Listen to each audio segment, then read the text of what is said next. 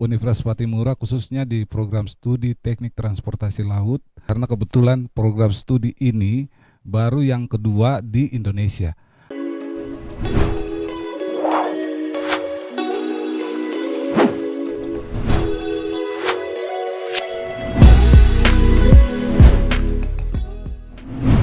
Hai Sobat Suara Patimura, balik lagi bersama Tabita Laurencia di sini dalam kampus Beta. Nah, hari ini kita kedatangan tamu spesial banget nih. Nah, langsung saja nih, Pak, apa kabarnya? Baik, puji Ya, Tuhan baik. Bapak bisa memperkenalkan diri terlebih dahulu. Ya, selamat siang. Saya Lodewijk Wulan, Ketua Program Studi Teknik Transportasi Laut Universitas Patimura. Selamat datang, Pak. Ya. Oke. Nah, Biasa dipanggil Odik saja Odik ya. saja, oke, Ya. Bapak Odik. Nah, Pak, visi prodi dari Teknik Transportasi Laut tuh apa, Pak? Ya, kebetulan prodi ini baru didirikan tahun 2021 kemarin, tepatnya 13 Agustus 2021 baru diluncurkan.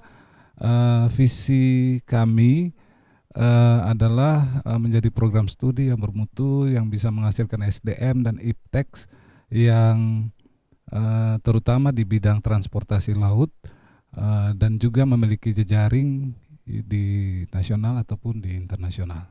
Oke, wah, luar biasa ya. Iya.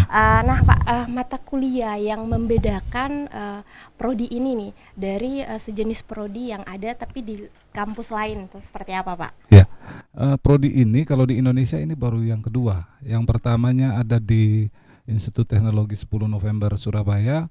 Tapi kalau kita lihat di dunia itu lebih mengarah ke navigasi, sedangkan di Indonesia kita lebih mengarah kepada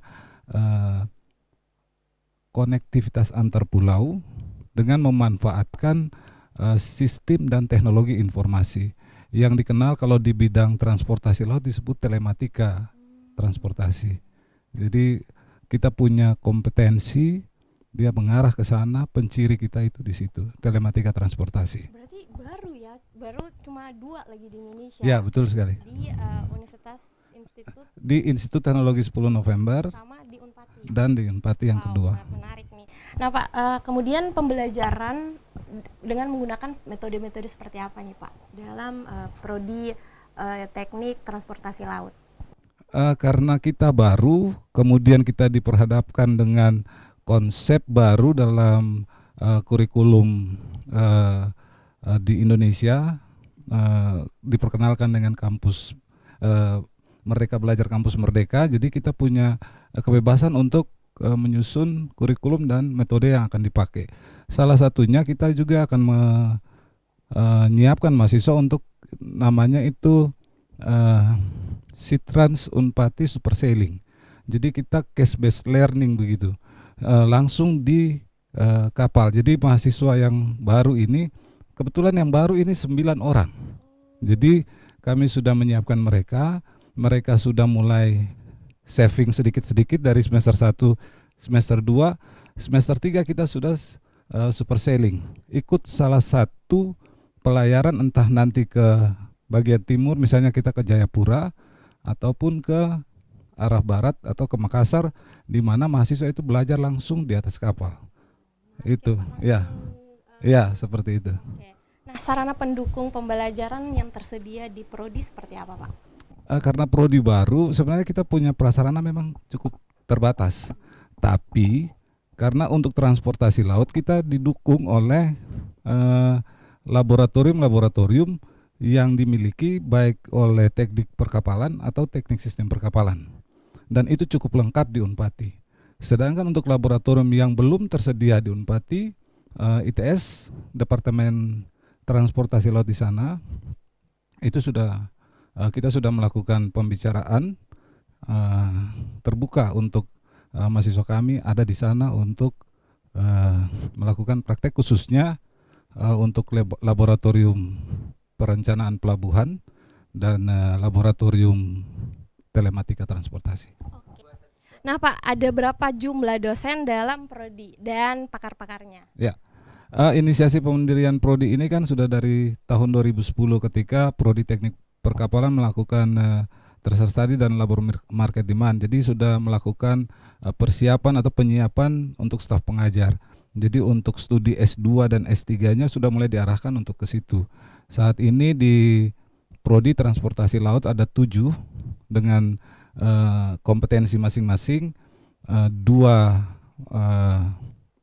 S3, 1 sementara studi S3 kualifikasinya, dan 4 lainnya kualifikasi magister. Oke. Ya. Nah Pak, dari hasil research study menunjukkan proses kerja lulusan apakah cukup besar? Ya, saya rasa ketika kita adalah negara kepulauan, provinsi kita juga provinsi kepulauan, koneksi antar pulau itu sangat tergantung pada transportasi laut, didukung oleh transportasi udara ataupun darat dan penyeberangan. Jadi prospeknya itu pasti sangat-sangat terbuka lebar ya. Mahasiswa kami profilnya itu untuk lulusan diarahkan untuk memiliki kompetensi sebagai seorang perencana tentang tipe kapal apa yang sesuai untuk lintasan tertentu, berapa jumlahnya, besarnya seperti apa, kemudian merencanakan pelabuhan, terminal laut harus seperti apa, kemudian merencanakan sistem logistik antar pulau itu harus seperti apa. Jadi cukup terbuka dan menjanjikan menurut saya. Oke. Nah Pak, dari ketika misalkan saya nih lulus dari teknik transportasi laut ini, bidang-bidang pekerjaan apa saja yang bisa saya dapatkan? Seluruh industri yang berkaitan dengan kemaritiman, ya misalnya untuk industri pelayaran, ya, industri freight forwarder di pelabuhan ya, kemudian industri yang di pelabuhan juga, karena kita tahu pelabuhan itu bukan satu industri, itu ada banyak sekali industri di dalam lingkungan pelabuhan. Kemudian juga bisa sebagai seorang konsultan, surveyor dan sebagainya, akademisi pun boleh dan dimungkinkan dari profil lulusan program studi teknik transportasi laut. Jadi tidak perlu ragu gitu ya. Nah, buat teman-teman nih yang ternyata baru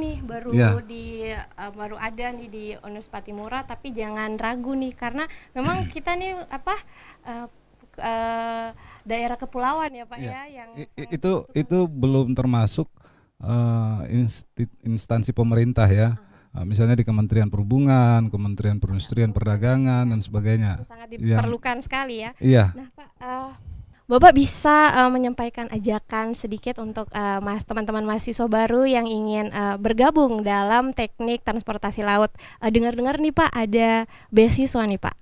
Bagaimana itu Pak? Ya, jadi untuk masyarakat Indonesia, adik-adik di seluruh Indonesia, saya mengajak seluruh Indonesia karena kebetulan program studi ini baru yang kedua di Indonesia. Jangan ragu-ragu untuk datang dan belajar di Universitas Patimura, khususnya di program studi teknik transportasi laut, karena di program studi teknik transportasi laut kami berusaha untuk menciptakan atmosfer perkuliahan yang kondusif sehingga Anda bisa menyelesaikan studi tepat waktu dengan pengalaman industri yang juga cukup mumpuni begitu ya, dan tidak perlu ragu untuk masuk di sini karena di sini juga tersedia banyak sekali beasiswa, misalnya KIP kuliah, tapi juga ada dari Pertamina, ada dari PPA, ada dari BKI, dari Afirmasi dan sebagainya. Jadi kita punya banyak beasiswa, di samping juga nanti ada disediakan oleh universitas, ya seperti itu. Wow, sangat menarik ya. Nah, buat teman-teman nih yang lagi dilema nih mau masuk atau enggak, ternyata sudah disampaikan, sudah dijawab pertanyaan-pertanyaannya dari Bapak Odik. Nah, semoga teman-teman bisa mendapat beasiswa, mencari-cari beasiswa banyak sekali itu dari Pertamina, dari KIP juga dan juga dari Unpati sendiri. Nah, akhir kata terima kasih banyak Bapak sudah meluangkan waktunya.